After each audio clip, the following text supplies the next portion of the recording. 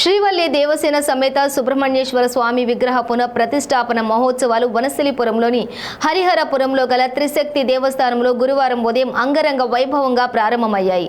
3 రోజుల పాటు ఈ ఉత్సవాలు జరగనున్నాయి. ఇందులో భాగంగా తొలి రోజు ఉదయం విఘ్నేశ్వర పూజ, పుణ్యవాహవ వాచనం, పంచాంగవ్వ ప్రాశనం, ధ్వజారోహణం కార్యక్రమాలు నిర్వహించారు. కార్యక్రమంలో ఆలయ కమిటీ చైర్మన్ విజయభాస్కర్, సభ్యులు నారాయణరెడ్డి, రవీంద్ర, అర్చకుడు సుధాకర్ శర్మ, భక్తులు పాల్గొన్నారు. ఇక సాయంత్రం 5 గంటలకు కుంకుమార్చన నిర్వహించారు. దీంతో పాటు విశేష హోమాలు, బలిహరణ, నీరాజన మంత్ర పుష్పం, చతుర్వేద స్వస్తి తదితర కార్యక్రమాలు జరిగాయి.